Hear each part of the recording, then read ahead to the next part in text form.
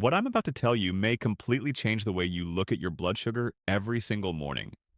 And if you've been staring at that fasting number like it's the final verdict on your health, there's a very real chance you've been frightened, misled, or even overtreated by a number that never told the whole story in the first place.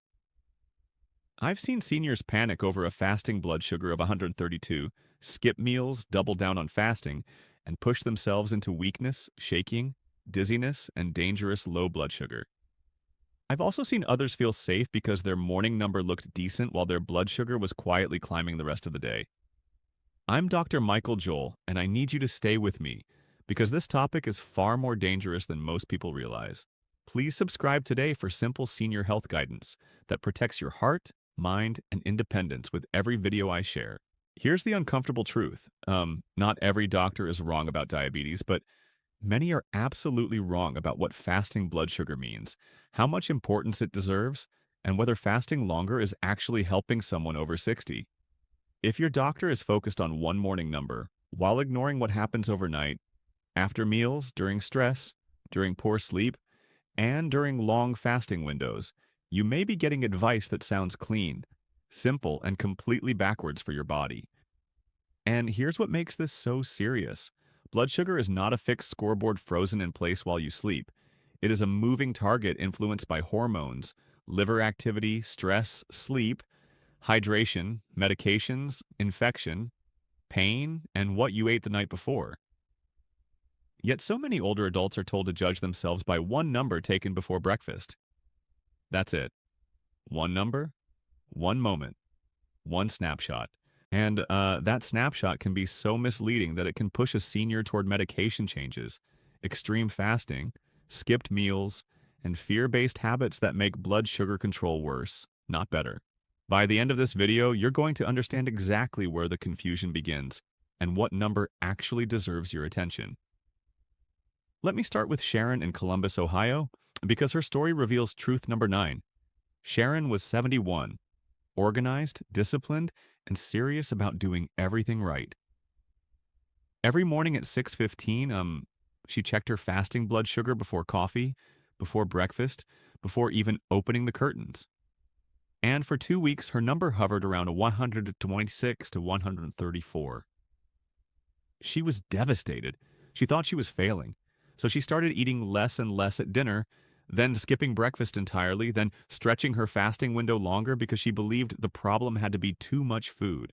But when we looked at her bigger picture, her average blood sugar was far better than she thought. Her fear was coming from a misunderstanding of one isolated number. Truth number 9 is this. Fasting blood sugar is a clue, not a final judgment. It tells you what your glucose was at one point in time after not eating, but it does not tell you how your body handled lunch, how high you climbed after dinner, whether you dropped too low overnight, or whether stress hormones pushed your liver to release extra glucose at dawn. And that difference matters more than most people understand. Because when a senior is told your fasting sugar is the number that matters most, they start chasing that number as if it's the whole disease. It isn't. It never was. It's only one chapter in a much longer story. Now let me tell you about Bill in Mesa, Arizona, because his case exposes truth number 8, and this one surprises almost everyone. Bill was 68, a retired firefighter, active, sharp, and incredibly frustrated. His fasting blood sugar kept showing 142, 147, sometimes 151. He swore he wasn't sneaking pie or ice cream, and he was telling the truth.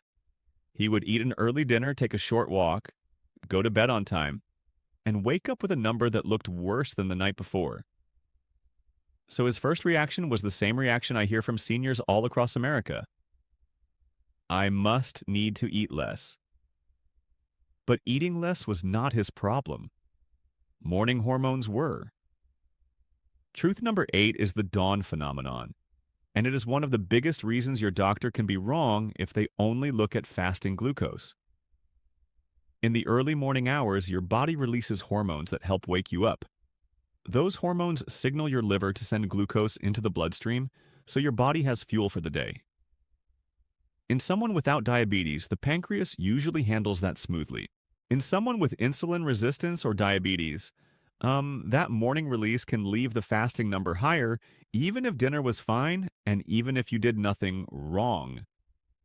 So if a doctor sees that elevated number and instantly tells you to fast harder or push medication without looking deeper, they may be treating the symptom and missing the mechanism. And here's where it gets more dangerous. Bill's evening numbers were actually reasonable. His problem wasn't all-day runaway blood sugar. His pattern was a morning rise. If we had just kept pushing him to eat later, less, or never, we could have driven him low at night while still leaving him frustrated in the morning. That's why pattern recognition matters. That's why bedtime readings, occasional overnight checks, or a continuous monitor can change everything. And it's why a senior should never assume a high morning number always means a bad day of eating. Sometimes it means your liver got busy before sunrise and your body handled it imperfectly. That requires understanding, not punishment. Now let's talk about Ruth in Indianapolis because truth number 7 goes directly against what many seniors have been told for years. Ruth was 74 and believed breakfast was optional if her fasting number was high. In fact, she thought skipping breakfast was a smart way to let the sugar burn off. So she would wake up, see 129, panic, sip coffee, and wait until afternoon to eat. Sounds logical, right? Less food should mean less sugar. But by late afternoon, she felt shaky, overhungry, irritable, and when she ate too much, too fast, and her blood sugar soared after dinner. Then the next morning, she blamed the fasting number again and repeated the cycle. Truth number 7 is that skipping breakfast can backfire in some people, especially older adults who are already dealing with insulin resistance, medication timing, and long overnight fasts. When you go too long without eating, your body doesn't always become beautifully balanced and metabolically calm. Sometimes it becomes stressed. It releases more glucose. It makes you ravenous later. It sets up an overeating rebound. And for seniors taking blood sugar lowering medications, it can also increase the risk of lows, weakness, confusion, and falls. So when someone says, just fast longer, without asking your age, your medicines, your weight, your appetite, and your history of low blood sugar, that is not precision medicine. That is guesswork. Let me tell you about Harold in Sarasota, Florida, because truth number 6 explains why so many fasting numbers look worse after a bad night. Harold was 76, and his blood sugar log made no sense to him. On nights he slept well, his fasting number was around 112. But after a restless night, or a night of back pain, or a late evening argument with his son, he'd wake up at 136 or 141. Same breakfast, same pills, same body, different number. He thought his meter was broken. It wasn't. His nervous system was louder. Poor sleep, emotional stress, pain, and early morning worry can raise stress hormones, and those hormones can nudge the liver to release more glucose before you ever touch a piece of toast. Truth number 6 is that sleep and stress can distort fasting glucose more than most people realize. One bad night can make the body use insulin less effectively the next morning. Chronic stress can do the same thing over time. And this is especially important for adults over 60 because sleep becomes lighter, pain becomes more common, nighttime bathroom trips break rest, and worry itself becomes part of the routine. So when your doctor looks at one fasting number and says, clearly you need stricter eating, without asking whether you slept 4 hours, woke up twice with hip pain, or spent the night anxious about a spouse's health, they may be blaming food for what stress hormones actually did. And then there's Marie in Tucson, Arizona, whose story reveals truth number 5. Marie was 72 and took her fasting reading every morning after she woke up dry-mouthed, thirsty, and tired. Her numbers kept drifting upward. 18, then 124, then 131, and she was convinced diabetes was tightening its grip. But when summer hit southern Arizona, she was also drinking less than usual because she didn't want to run to the bathroom. That detail changed everything. She wasn't necessarily producing dramatically more glucose. She was partly becoming more concentrated. Less fluid in the body can make sugar readings look higher, and dehydration can also make seniors feel weak, foggy, and frightened, which only adds more stress to the picture. Truth number 5 is dehydration. It sounds too simple to matter, but it matters. If there is less water in your system, the sugar circulating in your blood becomes more concentrated. That can nudge readings upward, especially in the morning after a long night without fluids. Now, does that mean water fixes diabetes? Of course not. But it does mean a dry senior in Phoenix, Las Vegas, or El Paso may wake up with a number that looks more alarming than the full story deserves. And if that person responds by fasting longer instead of rehydrating and eating sensibly, they may turn a manageable situation into a day of fatigue, dizziness, and unstable glucose swings. Now, let me show you truth number 4 because this is one of the most overlooked reasons doctors can misread fasting sugar. It's the story of Leonard in Tulsa, Oklahoma. Leonard was 79 and had pretty stable diabetes for years.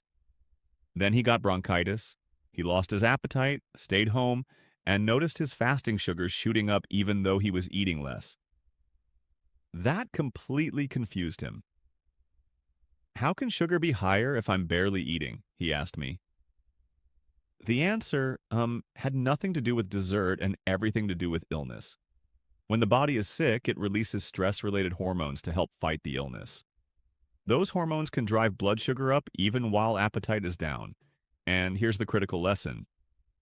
Illness can raise glucose, so can pain, so can infections, and so can certain medications, especially steroid pills, some injections, and even some everyday treatments that older adults don't always think to mention. Leonard's bronchitis was the clue, but I've seen the same confusion after a steroid shot for knee pain, after a round of prednisone for a rash, and after bad dental infections. If a fasting number jumps and the response is instantly, you need to fast longer, that's not careful medicine. The first question should be, what changed? Because a temporary spike caused by illness or medication needs a different solution than a chronic problem caused by poor glucose control. Let me tell you about Carol in Nashville because truth number 3 is so common that many seniors never even suspected. Carol was 67, and she proudly told me she drank only black coffee every morning while fasting. No cream, no sugar, nothing that should affect blood sugar. Yet on days she had 2 strong mugs before checking, her number ran higher. On days she checked first and had coffee later, it was lower. She thought she was imagining things. She wasn't. In some people, caffeine can push blood sugar upward or make the body a little more resistant to insulin for a while. Not everyone reacts that way, but some absolutely do. And older adults often test at the same time they caffeinate. Truth number 3 is that fasting is not always as clean as people think it is. Coffee, poor sleep, morning stress, dehydration, pain, and medication timing can all color that number before breakfast ever begins. So when a doctor looks at the fasting reading in isolation and declares a grand theory about your discipline or your dinner plate, that interpretation can be far too narrow. And this is why I tell seniors to be brutally honest about the routine around the reading. Did you test before coffee or after? Before your morning walk or after? Before medicines or after? Was it after a sleepless night? These details are not trivial. They are the difference between useful data and a misleading ritual. Now let's get to Dorothy in Des Moines, Iowa, because truth number 2 is the one that traps even careful seniors. Dorothy had a fasting number that looked mildly high, usually around 122 to 128. Her doctor zeroed in on that number every visit, but what nobody checked was her bedtime reading or what happened after dinner. When we finally looked, the real problem became obvious. She was eating a very large late supper, settling into her recliner, and going to bed with blood sugar already elevated. So, the morning number was not just dawn phenomenon, it was also blood sugar that had never fully come down from the night before. Fasting wasn't the issue. Dinner timing and dinner size were. Truth number 2 is that you cannot interpret fasting sugar correctly without context from the evening before. If you go to bed high, you may wake up high. If you go to bed in range and wake up high, dawn hormones may be involved. If you go to bed low and wake up high, that's a very different conversation. But without the bedtime piece, it's all guessing. And guessing turns into bad advice fast. I've seen seniors cut breakfast when the real fix was an earlier dinner. I've seen them lengthen their fasting window when the smarter move was reducing late-night starches and taking a slow walk after supper. One morning, number cannot tell you which of those situations you're in. Now we arrive at truth number one, the most important one of all, and the one that makes the title of this video painfully accurate. Let me tell you about Donna in Louisville, Kentucky. Donna was 73, and her doctor praised intermittent fasting because her morning sugars looked a little high and she needed to lose weight. So she stopped eating after 5 p.m., delayed breakfast until noon, and felt proud of her discipline. But Donna was also taking a medication that could push blood sugar down. Within 10 days, she had spells of sweating, trembling, weakness, and confusion right before lunch. One morning, she nearly fell in her kitchen. Her fasting plan looked smart on paper. In her body, it was dangerous. Truth number one is this: longer fasting is not automatically safer, smarter, or healthier for adults over 60, especially if they take glucose-lowering medications, are already lean, are frail, have poor appetites, or have a history of low blood sugar. This is where your doctor can be very wrong. Not because fasting has no value, it can help some people, but because fasting is not a universal cure, and in seniors it must be matched to medications, muscle mass, kidney function, hydration, blood pressure, fall risk, and daily routine. And if someone tells every older adult to just stop eating longer without accounting for those factors, they are ignoring the very risks that make later life medically different. Donna's problem was not a lack of discipline. It was a mismatch between a fasting strategy and a medication that kept working while she wasn't eating. This is exactly how older adults end up in trouble. They hear that fasting lowers insulin, lowers sugar, helps weight, helps inflammation, helps everything. So they assume more fasting must mean more benefit. But the older body is not a social media slogan. It is a body that may need medication with food, may struggle with dehydration, may lose muscle faster, may already have lower reserves, and may not recover quickly from a bad low. And, hypoglycemia in a 73-year-old is not just an unpleasant moment. It can mean a fall, a fracture, an ambulance, or a week in the hospital. Let me tell you about James in Fort Worth, Texas, because his story shows what happens when a doctor focuses too much on getting fasting sugar perfect. James was 78 and proud that he could quote every number in his glucose log. He wanted his fasting sugar under 100 every single day because he thought that meant he was winning. So each time his morning number crept up, his medication got nudged higher. Eventually his fasting reading looked beautiful: 94, 97, 99. But by mid-morning, he was shaky and weak. Twice he broke into a sweat while standing in line at the pharmacy. The numbers looked better on paper while his body was quietly telling us the treatment had become too aggressive. This is the part almost nobody explains clearly enough to seniors. Lower is not always better. Safer is better. Stable is better. A plan that avoids extreme highs without causing dangerous lows is better. And in adults over 60, especially those with other medical conditions, strict targets sometimes need to be individualized. If your doctor is chasing the kind of fasting numbers they'd chase in a much younger, sturdier person without thinking about your fall risk, your memory, your appetite, your blood pressure, or your medications, that is not necessarily excellent care. That can be tunnel vision.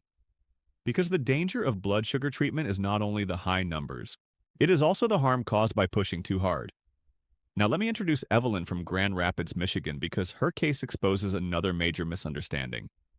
Evelyn's fasting sugars looked pretty respectable, usually around 108 to 116. Her doctor was satisfied. She was relieved, but she still felt sleepy after meals, thirsty in the evening, and strangely worn out after dinner. So we checked her after-meal readings. That's when the truth appeared. Her glucose was spiking sharply after breakfast, and especially after supper, then sliding back down by morning. So the fasting number looked decent while the rest of the day told a different story. And that's exactly why fasting glucose alone can lull people into false reassurance. It can miss the damage happening in the hours nobody is measuring. This is why I need you to understand the difference between a snapshot and a pattern. Fasting glucose is a snapshot. An A1C gives you a broader average over time. Post-meal readings show how your body handles real life. Bedtime readings show where you're ending the day. And when these pieces are combined, the picture becomes far more useful. But if your care is built almost entirely around one morning number, you may miss post-meal surges, overnight lows, and medication timing problems. And, that blind spot matters because many seniors do not live in a fasting state all day. They live in breakfast, lunch, dinner, snacks, stress, movement, errands, and sleep. Your treatment should reflect that reality. Let me tell you about Ray in Birmingham, Alabama, because this is where the A1C conversation becomes critical. Ray hated his fasting numbers. They ran in the 120s. He was embarrassed every time he saw them. But his A1C told a more moderate story, suggesting his overall average was not nearly as bad as he feared. That mattered because it changed the conversation from punishment to pattern analysis. We didn't need to throw his whole life into chaos to crush one morning number. We needed to identify where the meaningful problems actually were. And that distinction is everything. A fasting number can be influenced by one rough night, one stressful dawn, one late dinner, or one dry morning. A broader pattern helps separate noise from truth. Now, that does not mean A1C is perfect. It has limitations. It can miss sudden swings. It can look acceptable in someone who has big highs and lows that average out. But it does mean this. If your doctor ignores A1C, ignores after-meal patterns, ignores bedtime values, and judges your entire glucose health, by fasting alone, they are using a flashlight where they should be using the whole dashboard. And for a senior, that kind of oversimplification can lead to needless fear or needless treatment. Blood sugar management should answer a bigger question than, what was it this morning? It should answer, what is this body doing across real life? And what plan keeps this person safe, steady, independent, and well? Let me show you how this plays out with food, because food timing is where many seniors get trapped in guilt. Take Nancy in Boise, Idaho. She thought if her fasting sugar was high, dinner must have been terrible. So she cut healthy foods she enjoyed, like beans, oatmeal, and fruit, while still eating oversized portions of refined crackers at night because they felt light. Her fasting number barely improved. Why? Because the issue wasn't simply that she ate carbohydrates. It was how much, when, and what kind, plus the fact that she was sitting for hours after dinner. And, that matters. Seniors are often told broad slogans like, avoid carbs, or fast longer, when what they really need is a calmer, more precise strategy. For many older adults, a better dinner pattern is more powerful than a longer fasting window. A balanced evening meal with protein, fiber, and sensible portions can leave the overnight body far steadier than a late, heavy supper, followed by a long, sedentary stretch. And if fasting is used, it should be gentle, realistic, and matched to medications and daily function. Not heroic, not punishing, not trendy. Because the goal is not to impress anyone with how long you can go without eating. The goal is to protect your brain, your energy, your legs, your sleep, and your long-term health. If a plan makes you weak, irritable, unsteady, or obsessed with numbers, that plan deserves to be questioned. Now let me tell you about Walter in Raleigh, North Carolina, because his story gives us one of the simplest fixes in this entire video. Walter had fasting sugars in the 130s and assumed he needed to skip breakfast. Instead, we changed one thing. After dinner, he took a 15-minute walk around his neighborhood. Nothing dramatic, no gym, no treadmill marathons, just a steady evening walk after supper. Within 2 weeks, his morning numbers improved. Why? Because movement helps your muscles use glucose, and a short walk after dinner can reduce the amount of sugar hanging around late into the evening. Walter had been trying to solve a nighttime problem with more fasting the next morning. The smarter answer was movement the night before. That lesson is bigger than Walter. When a fasting number looks off, people immediately think about less food. But sometimes the real answer is better sleep, more hydration, less late-night eating, a medication review, or a simple after-dinner walk. That's why I say many doctors are wrong about blood sugar and fasting, not because they know nothing, but because they sometimes reach for the easiest explanation instead of the most accurate one. Eat less, fast longer, morning sugar down. It sounds neat, it sounds efficient, and sometimes it works. But medicine for older adults should not be built on what sounds neat. It should be built on what actually fits the person sitting in front of you. Let me show you how badly this misunderstanding can spiral. Gloria in Pittsburgh was told her fasting sugar mattered most, so she checked it obsessively every morning. If it was high, she punished herself all day. If it was lower, she relaxed. Soon her emotional state was being dictated by one number before breakfast. She stopped enjoying meals. She dreaded family brunches. She became afraid of eating in front of other people. And yet her overall control wasn't improving. Why? Because fear makes people erratic. Fear leads to overeating later, undereating earlier, avoiding activity when energy drops, and making rash decisions about medications. And seniors deserve better than living under the emotional tyranny of one morning reading. This is where I want to slow down and be very clear. Fasting blood sugar is not useless. It can be valuable. It can reveal trends. It can warn us when something is drifting. But it becomes dangerous when it is treated like a sacred number, disconnected from everything else. Think of it this way. If you only checked the weather at sunrise, would you know whether the afternoon storm was coming? Would you know what happened at midnight? Would you know if the temperature spiked at 3 p.m.? Of course not. Yet that is exactly how many people are taught to think about glucose. One sunrise number, and somehow that's supposed to explain the full metabolic day. It can't. It never could. So what should you actually do if your fasting sugar is high? First, don't panic. A single reading means very little by itself. Second, look for patterns over several days, not isolated spikes. Third, notice the context. Did you sleep badly? Were you sick? Did you take a steroid? Did you eat a very late dinner? Did you drink enough water? Did you test before coffee or after? And fourth, if you are fasting on purpose, ask whether that fasting window is helping your body or merely stressing it. If you feel shaky, confused, weak, or miserable, the answer is not to become more stubborn.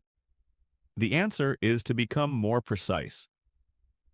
Precision is what keeps seniors safe. Now let me tell you about Kenneth in St. Louis because his case ties everything together. Kenneth was 75, had type 2 diabetes, and was proud of his willpower. He stretched his overnight fast longer and longer because he wanted to earn a lower morning number. But his pattern told a completely different story.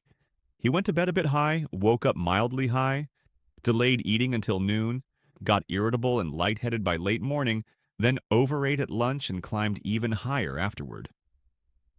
The fasting felt disciplined, but the overall glucose pattern was unstable. Once he switched to a balanced breakfast, lighter dinners, and a short evening walk, his day smoothed out. Less drama, better energy, better numbers, more peace. Kenneth's story reveals the biggest lie in this whole conversation, that suffering through longer fasting automatically means you are doing better. That is not medicine. That is moralizing. Your glucose meter is not grading your character. It is offering data, and data must be interpreted with wisdom. A high fasting number does not prove weakness. A lower fasting number does not automatically prove success. In older adults especially, the real victory is avoiding dangerous extremes while feeling strong enough to live your life. And if a plan produces prettier fasting numbers at the cost of dizziness, anxiety, hunger, muscle loss, or falls, that plan is not a win. It is a trade you should question immediately.